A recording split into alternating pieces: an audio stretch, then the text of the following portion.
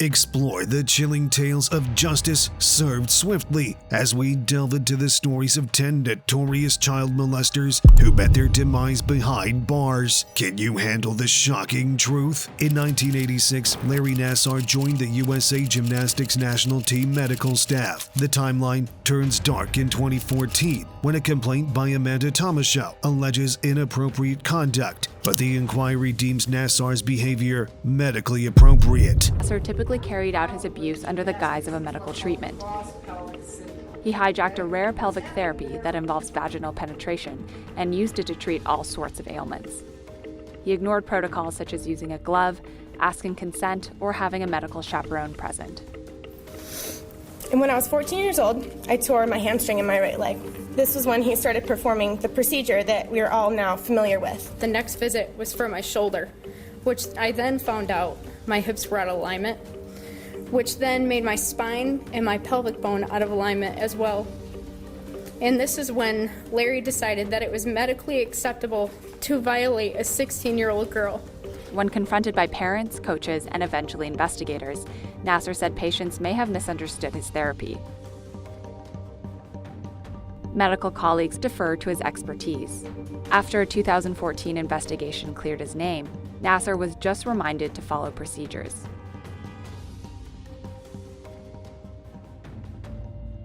In the training camps of elite gymnastics, where coaches are notoriously hard on athletes, Nassar manipulated girls into believing he was a trusted friend, advocate, and even their protector. You have to protect your athletes. You have to let them know that we care. You have to not let them know, but let them feel it. Let them understand it. Let them breathe it.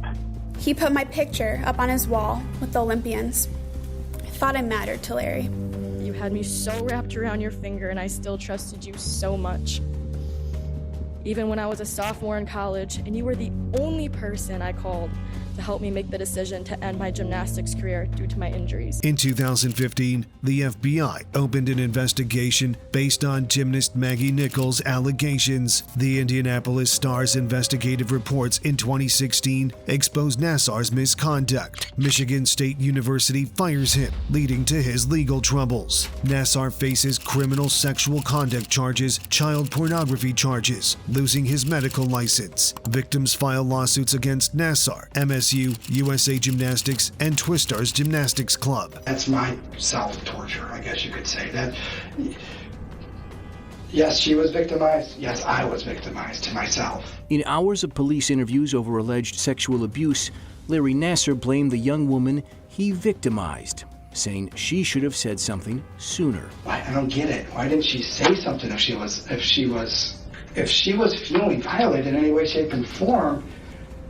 There was no communication. If you don't have patient confidence and patient trust, you would have been having my in here how many times? Right. Okay, especially when I'm doing this on 10-year-olds, 12-year-olds, okay, with their parents there. But I'm obviously doing a doggone good job explaining things, okay, because what? In 2017, Nassar pleaded guilty to child pornography and criminal sexual conduct charges. He received a 60-year federal prison sentence. In 2018, victim impact statements in Ingham County lead to a 40 to 175-year sentence. MSU settles with victims for $500 million. Your words these past several days, your words, have had a significant emotional effect on myself and has shaken me to my core. I also recognize that what I am feeling pales in comparison to the pain, trauma, and emotional destruction that all of you are feeling. There are no words that can describe the depth and breadth of how sorry I am for what has occurred. An acceptable apology. Sir, you need to stay at the microphone or they can't hear you. An acceptable apology to all of you is impossible to write and convey. I will carry your words with me for the rest of my days.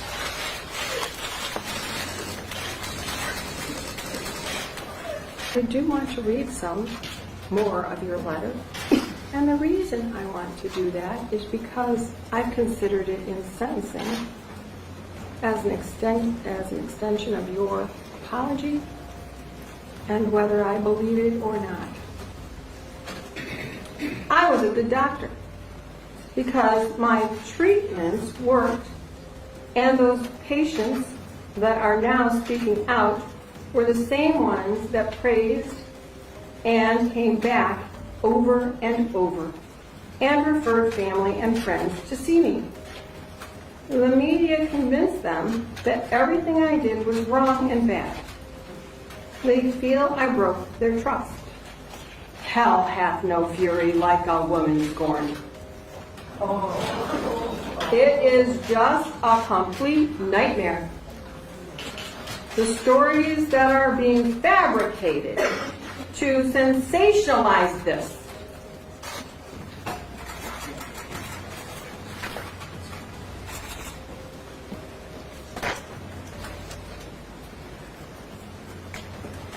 Would you like to withdraw your plea? No, Your Honor.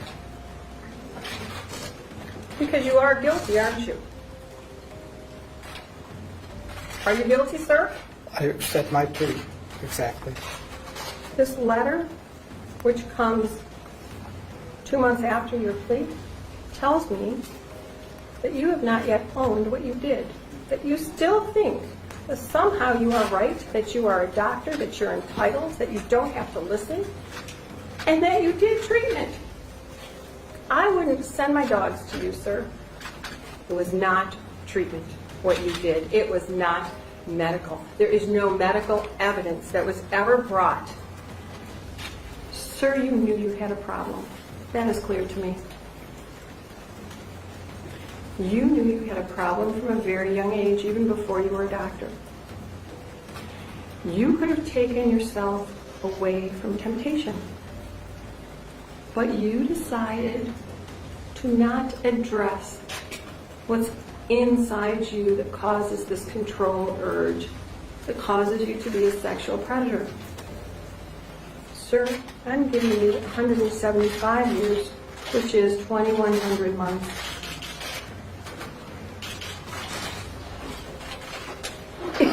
I just signed your death warrant. I find that you don't get it, that you're a danger. You remain a danger. I am a judge who believes in life and rehabilitation when rehabilitation is possible.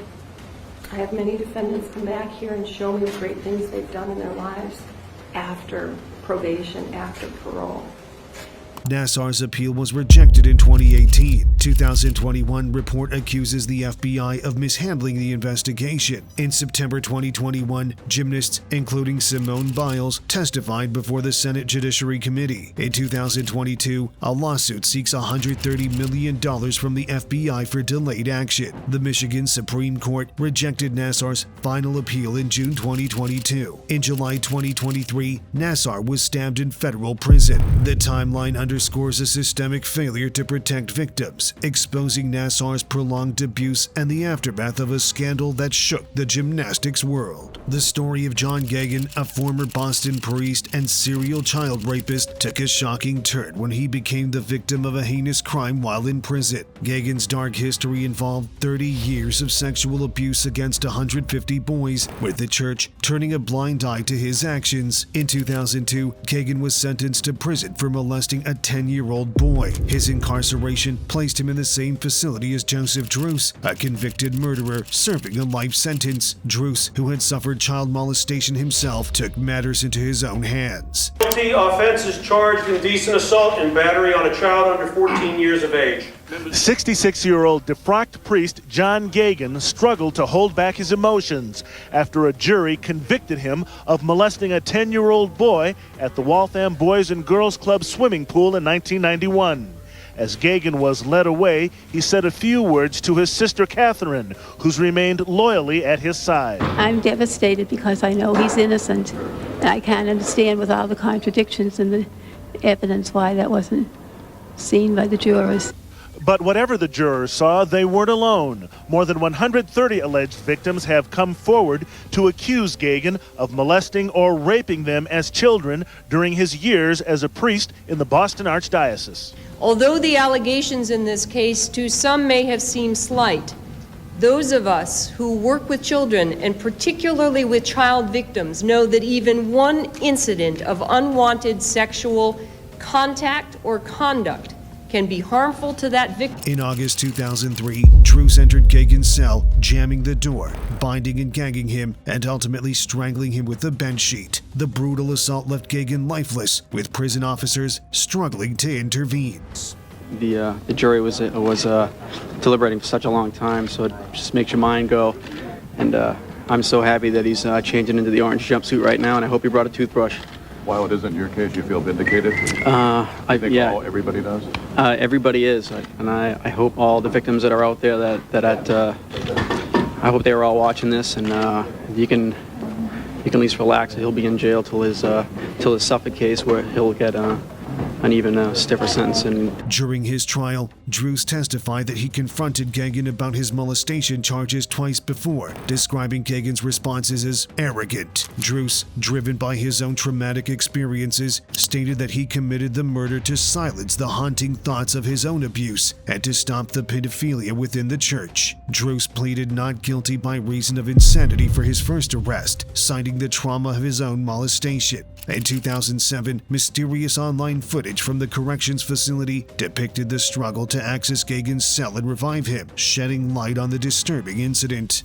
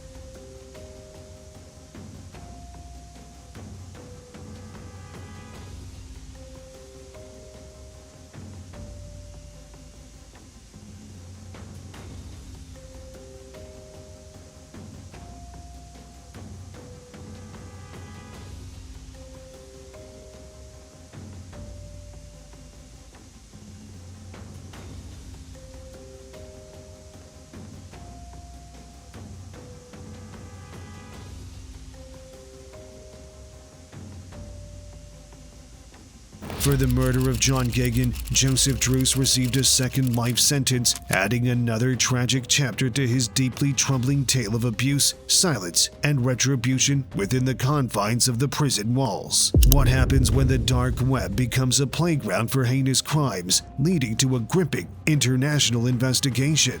Richard Huckle was born in Ashford in May 1986 to a regular church-going family. Raised in an average household, he attended Harvey Grammar School and later South Kent College. Despite being a quiet man, those who knew him from school described him as a bit of a loner, but nothing extraordinary. At 16, he embarked on a month-long expedition to Namibia. Later, as a TFL teacher, he combined his love for teaching English with a passion for travel during his gap year at 19. Unfortunately, he misused these opportunities to exploit vulnerable children in Asian orphanages. My grandmother told me to be careful around him. I didn't understand what she was saying until he started coming to the house.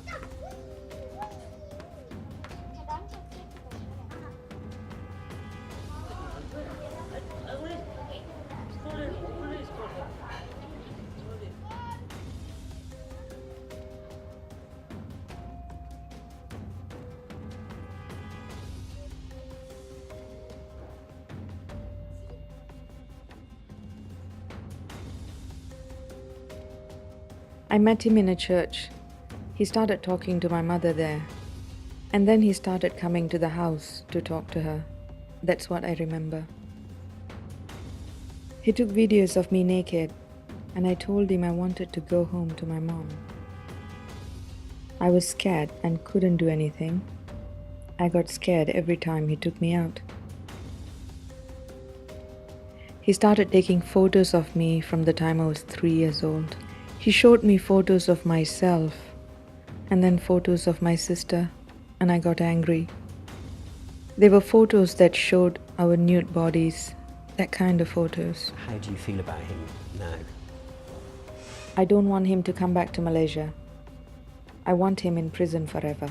Huckle, pretending to be a travel photographer or teacher, gained trust within communities, offering seemingly generous assistance. His abuse spanned 9 years, starting in Cambodia in 2006. Operating on the dark web, he exchanged disturbing materials with other criminals. Huckle's downfall began when Australian authorities infiltrated the dark web, arresting a key figure, Shannon McCool. In a clever move, they assumed McCool's identity online and continued engaging with criminals, including Huckle. Arrested in 2014 at Gatwick Airport, Huckle was bailed due to no prior criminal record. However, he later confessed to his family, leading to his arrest. Facing 91 charges, he initially pleaded not guilty, but later admitted to 71. Be a king or a top dog, but the experiences I've had and the regularity of them put me way up in what people aspire to be.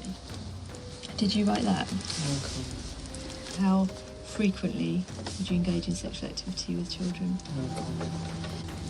In 2016, he received 22 life sentences, a minimum of 25 years before parole eligibility. However, his life took a grim turn when, at 33, he was found dead in prison in 2019, the victim of a brutal assault by another inmate, Paul Fitzgerald, who had a history of violent and sexual offenses. The judge described Fitzgerald's actions as a heinous act of poetic justice, attributing his mental health problems to past abuse. This shocking chapter closed with Fitzgerald's life sentence, emphasizing the devastating consequences of Huckle's crimes on multiple lives. An upsetting story unfolded when a 22-year-old guy named Liam Dean, now known as the Baby Killer, hurt his 2-day-old baby girl Luna. It happened because the baby wouldn't stop crying, and Dean lost his temper, hitting and shaking her. Luna ended up with really bad injuries to her brain, body, and face. Luna's mom, Karen Bissett, had left her with Dean while she went to sleep. Dean later said Luna fell, but it turned out he had hurt her badly. When the baby had trouble breathing, an ambulance was called. Paramedics saw Luna's face was swollen and bruised. She was taken to the hospital, but sadly passed away. Dean admitted to police that he was responsible for what happened to Luna. He pleaded guilty to murdering her and got a life sentence with at least 10 years in prison. The mom, Karen, described the heart-wrenching experience of seeing Luna on life support, saying it's something she wouldn't wish on her worst enemy. The sad story took another dark turn when Dean was found dead in his prison cell. Another inmate, John Westland, was convicted of murdering Dean and got a 19-year sentence. The judge mentioned that Westland wrongly thought Dean was a sex offender and said it's unfortunate that people in prison sometimes look down on others, even when they're dealing with serious mistakes. What happens when a convicted child molester meets his demise at the hands of a fellow inmate with a chilling criminal history? In a tragic tale of justice within prison walls, Theodore Dyer, originally from Grand Haven, met a gruesome end at the Saginaw Correctional Facility. Convicted of molesting a 9-year-old girl, Dyer was serving a 25 to 50-year sentence for first-degree criminal sexual conduct. Dyer's dark past unfolded when Mary, the victim's mother, moved next door to him in April 2012. Initially, their friendship seemed innocent, with Dyer and his girlfriend seemingly adopting Mary's kids. However, in June 2013, Mary made a shocking discovery, catching Dyer sexually assaulting her daughter. The subsequent legal proceedings led to Dyer's imprisonment, but the story took a chilling turn when his cellmate, Stephen Sanderson, learned about Dyer's heinous crime. Already serving life for murdering his girlfriend in 1991, Sanderson felt compelled to act. Provoked by Dyer's attempts to justify his actions, Sanderson confessed to brutally strangling him with shoelaces in October 2014. Sanderson, expressing no remorse during his guilty plea, received a sentence of life imprisonment with the possibility of parole. Transferred to the high-security Ionia Correctional Facility, he stated he didn't see himself as a hero, but believed he acted in the best interest given the circumstances. He wished to plead to the second count of murder in the second degree. Guilty? Yes, sir. And doing so freely and voluntarily? Yes. Doing so because you are guilty? Yes, sir. All right. The reason I killed him was because he was a child molester. But you did in fact kill him? Oh, sure. And you intended to kill him? Oh, sure, yes. Well, if it's all right, I'd like to tell you where it started. Go ahead. All right, well, he was my bunkie, and I had found out that he was in prison for child molestation, a really bad case. So that night he was trying to justify why he did it, and I just told him to be quiet and he would have to leave in the morning to find a new cell. But he continued to talk about it and try to justify it. So he was a little bit bigger than me, so I got down and I hit him in his face a few times, and when he fell, I wrapped a cord around his neck and I took his life. Go ahead and tell us what happened. All right, I guess he decided to clear his conscience or something, but, you know, he told me what he was in prison for, that he had, you know, was accused of raping an 11-year-old girl, and he got 25 to life for it, and, you know, I told him that's enough, I don't want to hear any more. I first, you know, punched him a couple times. Still wouldn't shut up. Still kept telling me he wanted to explain that he didn't do it. For Mary, the news of Dyer's murder brought a mix of emotions. While she never wished death upon anyone, she felt relief for her daughter, knowing the perpetrator wouldn't harm again. The incident highlights the complex interplay of justice and vengeance within the confines of prison walls. In a grim incident at Mule Creek State Prison in California, Clinton Don Simpson, 76, met a gruesome end at Tarrant County Jail in Texas, his head brutally injured and life extinguished. DeAndre Austin, a 46-year-old serving a life sentence for heinous crimes, including rape, sodomy, and the continued abuse of a child under 14, was found dead in his cell. The discovery was made when correctional officers responded to a man-down alert. Despite immediate medical attention, Austin was pronounced dead at 6:30 p.m., an hour after being found unresponsive on Wednesday evening. The California Department of Corrections and Rehabilitation, CDCR, is treating Austin's death as a homicide, initiating an investigation. His cellmate Rodney Jordan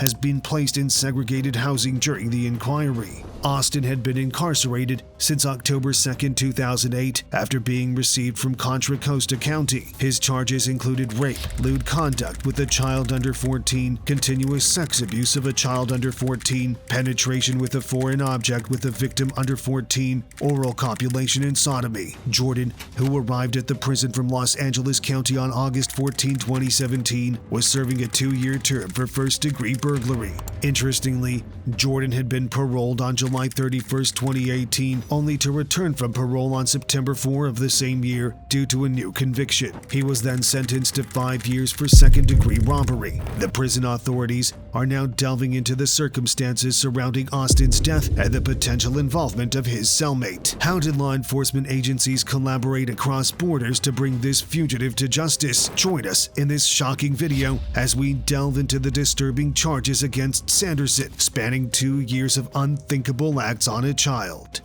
Nelson Sanderson, a 75-year-old man from Florida, found himself on a dark path that led to his arrest in Grenada, Nicaragua, after evading a 2012 arrest warrant on charges of child molestation. The warrant, issued on July 27, 2012, accused Sanderson of 2 counts of lewd and lascivious molestation of a child under 12. Fleeing to Costa Rica soon after the allegations emerged, he later relocated to Grenada, Nicaragua, remaining on the run for 4 years. The charges against Sanderson began from disturbing acts on a child between July 2010 and July 2012. Last week, U.S. Marshals agents brought him back to Florida, where he was booked into the Miami-Dade Correctional Facility without bond. If convicted, Sanderson faced the prospect of 2 life sentences. The pursuit of Sanderson involved relentless efforts from the U.S. Marshals Florida Regional Fugitive Task Force and the Lee County Sheriff's Office Fugitive Warrants Unit, collaborating with authorities in Nicaragua. Trish Root, Crime Stoppers coordinator, emphasized that despite the time that had passed, Sanderson had always been a priority for law enforcement.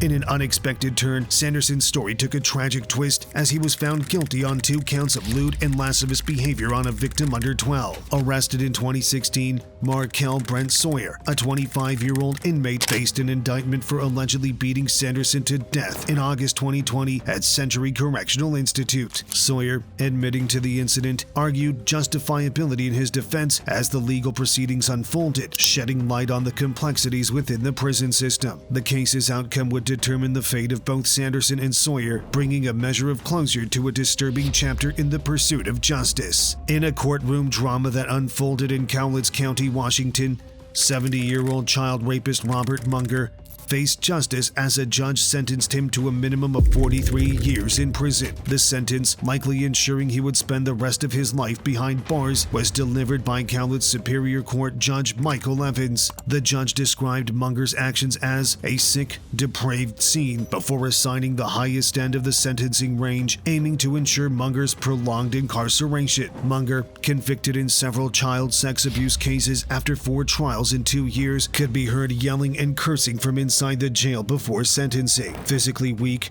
and reportedly on suicide watch, he gave a rambling 21-minute statement before being sentenced. Munger complained about various aspects of the court process, from not being able to hear proceedings to alleging an accomplice among the victims. As the judge finalized Munger's fate, he appeared to faint, emphasizing the weight of the courtroom drama. The victim's poignant words were shared during the sentencing, expressing the need for Munger to be punished for the irreparable harm caused. In an unexpected twist, the story took another dark turn as Munger's fellow inmate, Shane Goldsby, attacked and murdered him inside the Airway Heights Correction Center. Goldsby, serving time for unrelated charges, revealed that he took this extreme step because Munger had raped his younger sister, a claim ultimately proven true. Goldsby, sentenced to 298 months for the murder, expressed remorse in a prepared statement acknowledging the pain caused to Munger's family and hoping for their healing. The incident shed light on the failures in the Department of Corrections cellmate policy,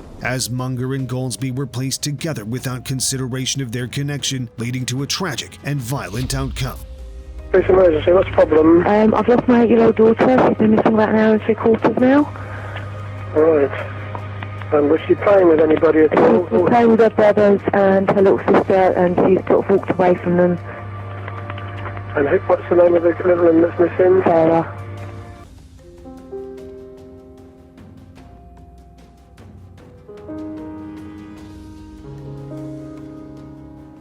It's silly things that set it off. Such silly things.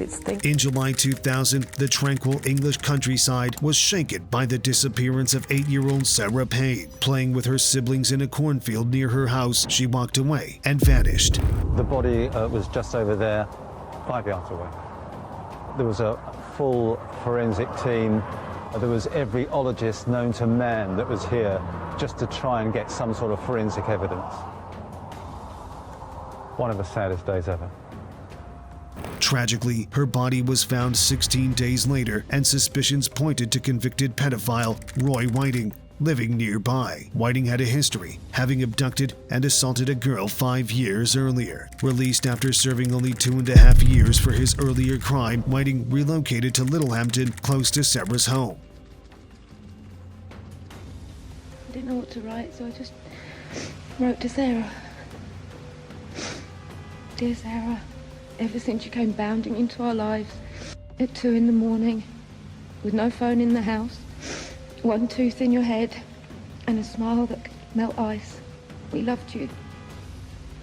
You were a joy that made our lives full.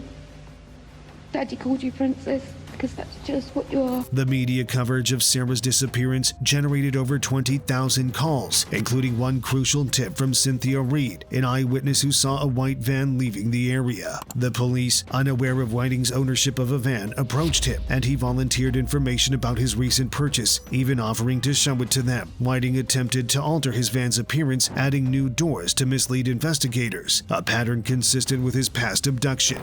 Following the discovery of Sarah Payne's body, Roy Whiting, the prime suspect in the case, had gone on the run but was still under surveillance.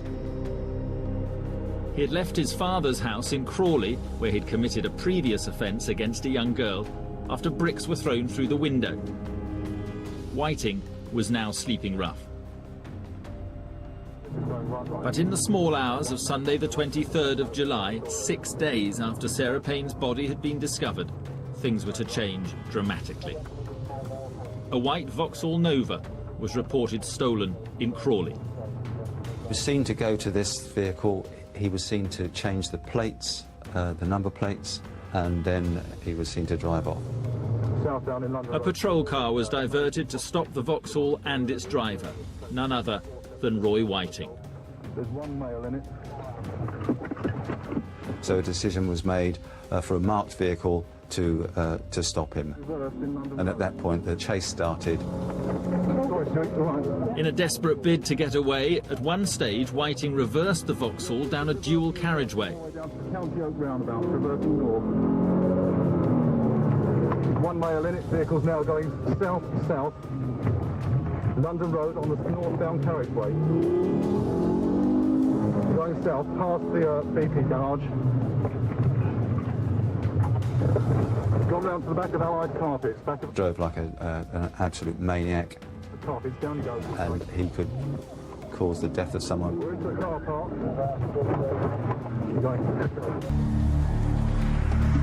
On February the 6th, 2001, Roy Whiting was arrested while in prison when about to complete his sentence for the earlier theft of the car and brought back to Sussex.